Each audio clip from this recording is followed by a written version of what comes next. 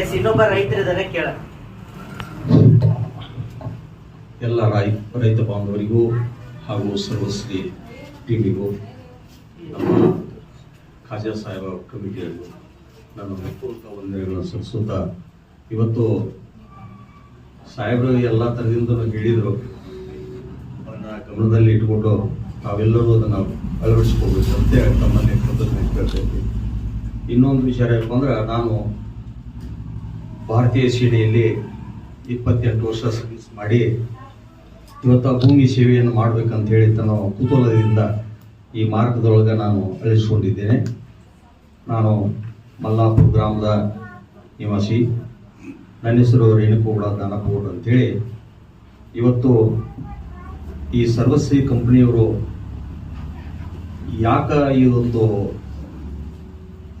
ಭೂಮಿಗೆ ವಿಷ ಹಾಕುವುದು ಬೇಡ ಅನ್ನುವಂಥ ಸಂದರ್ಭದೊಳಗೆ ಎಲ್ಲರಿಗೂ ಈ ರೈತರಿಗೆ ಗಮನದಾಗ ಐತಿ. ನಮ್ಮ ಭೂಮಿ ಬರಡಾಗಿದೆ ಅನ್ನೋದು ಎಲ್ಲರಿಗೂ ಗೊತ್ತಿದೆ. ಅದು ಯಾಕಾಗಿದೆ ಅನ್ನೋದು ನೋಡ್ರಿ, 1965 ಏನೋ ನಮ್ಮ ಆರ್ಥಿಕ ಪರಿಸ್ಥಿತಿ ಗಂಭೀರತೆ ಇರೋ ಕಾರಣಕ್ಕೆ ಸರ್ಕಾರದವರು ಒಂದು ದಿಟ್ಟ ಹೆಜ್ಜೆಯನ್ನು ಇಟ್ಕೊಂಡು ಇದನ್ನ ಪರಿಪೂರ್ಣ ಮಾಡಲಿಕ್ಕೆ ಒಂದು ಅವಶ್ಯಕತೆ ಏನೈತಪ್ಪ ಅಂತಂದ್ರೆ, ಒಂದು ರಾಸಾಯನಿಕ ಗೊಬ್ಬರವನ್ನ ಉತ್ಪಾದನೆಯನ್ನು ಮಾಡಿಕೊಂಡು ಅದನ್ನ ಅಳವಡಿಸಿಕೊಂಡು ರೈತರಿಗೆ ಒಂದು ಸಹಕಾರವನ್ನು ಕೊಟ್ಟರೆ ಅದು ಏನೋ ಮುಂದೆ ಅವರಿಗೆ ರೈತರಿಗೆ ಒಳ್ಳೆಯದು, ಆರ್ಥಿಕ ಪರಿಸ್ಥಿತಿ ಸುಧಾರಣೆ ಆಗಬಹುದು ಅನ್ನುವಂಥ ನಂಬಿಕೆ ಅದನ್ನೆಲ್ಲರಿಗೂ ರೈತರಿಗೆ ಮನವೊಲಿಸಿಕೊಟ್ರು. ಆದ್ರೆ ನಮ್ಮ ರೈತರು ಏನು ಮಾಡಿದ್ರಪ್ಪ ಅಂತಂದ್ರೆ, ಬಹಳ ತಪ್ಪು ದಿಟ್ಟ ಹೆಜ್ಜೆ ಇಟ್ಕೊಂಡ್ರು. ಏನು, ತುಪ್ಪ ಹೋಳಿಗೆಯಲ್ಲಿ ನೀಡ್ಕೊಂಡು ಊಟ ಮಾಡಬೇಕಾಗಿತ್ತು. ಆದ್ರೆ ತುಪ್ಪನ ಏನು ಮಾಡಿದ್ರಪ್ಪ ಅಂದ್ರೆ ಹೋಳಿಗೆ ಎತ್ಕೊಂಡ್ರು. ಅಂದ್ರೆ ಇವತ್ತು ಏನಾಗತ್ತಪ್ಪ ಅಂತಂದ್ರೆ, ರೈತರು ಅದನ್ನ ಅರ್ಥ ಮಾಡ್ಕೊಳ್ಳಿಲ್ಲಪ್ಪ ಅಂತಂದ್ರೆ ನಾವು ಎಡುವುದೇ ಇದೆ ಕಾರಣ. ಯಾಕಂದ್ರೆ ಇವತ್ತು ಅನಾವಶ್ಯಕವಾಗಿ ನಾವು ರೈತರ ಹಾಳಾಗೋದು, ಈ ಸುಸೈಡ್ ಮಾಡ್ಕೊಳ್ಳೋದು ಅನೇಕ ತರ ಸಂದರ್ಭದೊಳಗ ನಾವು ಇದನ್ನ ಯಾಕೆ ಹೇಳ್ಬೇಕಾಗಿತ್ತಪ್ಪ ಅಂತಂದ್ರೆ, ರೈತರು ಇದನ್ನ ಎಚ್ಚೆತ್ಕೋಬೇಕಾಗತ್ತೆ. ಪ್ರತಿಯೊಬ್ಬರು ಹೆಜ್ಜೆಗೂ ಇದು ನಾವು ಕಾಲು ಸುಟ್ಟುವಂತ ಕೆಲಸ ಮಾಡೋದು ಯಾಕಪ್ಪ ಅಂತಂದ್ರ ನಮ್ಮ ತಿಳುವಳಿಕೆ ಕಮ್ಮಿ ಇರುವುದರಿಂದ.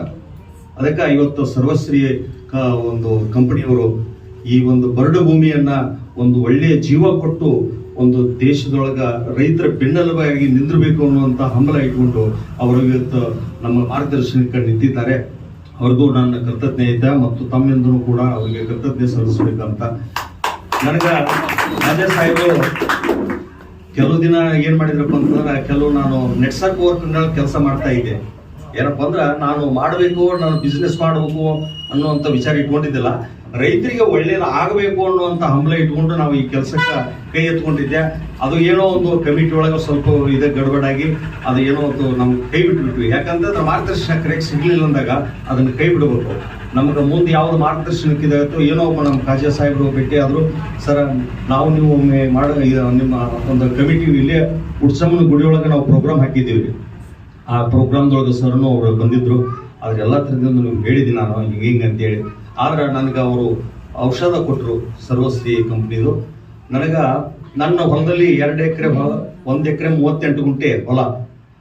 ನಾನು ಅವ್ರಿಗೆ ಹೇಳಿದೆ, ಸರ್ ನನ್ನ ಸ್ವ ಇಚ್ಛೆಯಿಂದ ನಾನು ಅದರೊಳಗೆ ಪ್ರಾಡಕ್ಟ್ ನಿಮ್ಮನ್ನು ಯೂಸ್ ಮಾಡ್ಕೊತೀನಿ, ಆಮೇಲೆ ನಮ್ಮ ರೈತರಿಗೆ ನಾನು ಅದನ್ನ ಮುಂದೆ ಫಾಲೋ ಮಾಡ್ತೀನಿ. ಅವ್ರು ಏನು ಮಾಡಿದ್ರು, ನನಗೆ ಎಲ್ಲ ಮಾರ್ಗದರ್ಶನದೊಳಗೆ ನನಗೆ ಅಳವಡಿಸಿದ್ರು.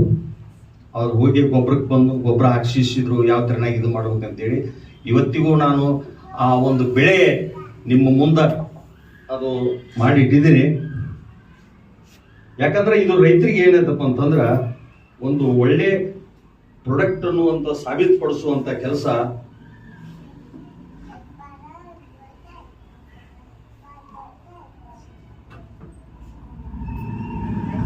ಇದು ನಮ್ದು 1 ಎಕರೆ 34 ಗುಂಟೆ ಮಗ್ಲು ಇರೋದು, 1 ಕೂರಿಗೆ ಹೊಲ, 4 ಎಕರೆ ಹೊಲ. ಇದು ಗೋಧಿ ಬಿತ್ತನೆ ಮಾಡಿದ್ದವರು. ಭೂಮಿ ಅದೇ ಭೂಮಿ, ಒಂದೇ ಸರ್ವೆ ನಂಬರು, ಅದನ್ನೆಲ್ಲ ಬೆಳೆದಿದ್ದು. ಇವತ್ತು ಈ ತರನಾಗಿ ರಾಸಾಯನಿಕ ಗೊಬ್ಬರ ಹಾಕಿದ್ದು ವಿಚಾರ. ಇವತ್ತು ನಾನು ರಾಸಾಯನಿಕ ಇದು ಮುಕ್ತವಾಗಿ ನಾನು ಸರ್ವಸ್ವ ಪ್ರಾಡಕ್ಟ್ ಅನ್ನ ಬೆಳೆದಿದ್ದು ಈ ತರನಾಗಿ. ಯಾಕಂದ್ರೆ ಇದರಲ್ಲಿ ಏನು ದಮ್ ಇದೆ ಅನ್ನೋದು ಇದು ನನ್ನ ಒಂದು ಸಾಬೀತು ಇದು. ಅದಕ್ಕೆ ನಾವು ದಯವಿಟ್ಟು ರೈತರು ಅಚ್ಚುಕಟ್ಟಾಗಿ ರೈತಕಿ ಮಾಡ್ತೀರಪ್ಪ ಅಂತಂದ್ರೆ ಅದನ್ನ ಗಮನವಿಟ್ಟುಕೊಂಡು ಯಾರೋ ಹೇಳಿದ್ರು ಏನೋ, ಈಗ ನಮ್ಮ ರೈತರು ಏನ್ ತಪ್ಪು ಮಾಡ್ತಾರಪ್ಪ ಅಂದ್ರೆ ಗೊಬ್ಬರ ಹಾಕ್ಬೇಕಂತ ತಕ್ಷಣ ಏನು ತಿಳಿದಿಲ್ಲ, ಏನು ಮಾಡೋದಿಲ್ಲ.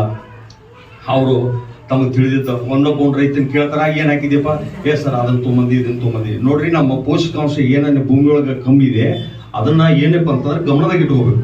ಸಾಯಿಲ್ ಟೆಸ್ಟಿಂಗ್ ಮಾಡಿಸ್ರಿ, ಸಾಯಿಲ್ ಒಳಗೆ ಏನೇನು ನಿಮ್ದು ಒಂದು pH ಐತಿ ಏನನ್ನೋದು ಅದನ್ನ ಚೆಕ್ ಮಾಡ್ಕೊಡ್ರಿ. ಆಮೇಲೆ ನೀವು ಅದನ್ನ ಸ್ಟೆಪ್ ಎತ್ಕೊಡ್ರಿ. ನಮ್ಮ ರೈತರು ಏನಪ್ಪ ಅಂದ್ರ, ನಮ್ಮ ಗ್ರಾಮ ಸೇವಕರು, ನೀವು ಯಾವ ಈ ಊರಾಗ ಹೇಳ್ರಿ, ನಮ್ಮ ಊರೊಳಗ ನಮ್ಮ ಗ್ರಾಮ ಸೇವಕರ ಹೆಸರು ನನ್ಗೆ ಗೊತ್ತಿತ್ತು ಅಂತ ಹೇಳ್ರಿ. ನೀವು ಯಾರು ಇಲ್ಲ, ನಮ್ಮ ಹೆಸರೇ ಗೊತ್ತಿಲ್ಲ. ಅವ್ರು ಎಲ್ಲಿದನೋ ಯಾವ ಮೂಲೆಗೆ ಅದರೋ ನಮ್ಮ ಸರ್ಕಾರ.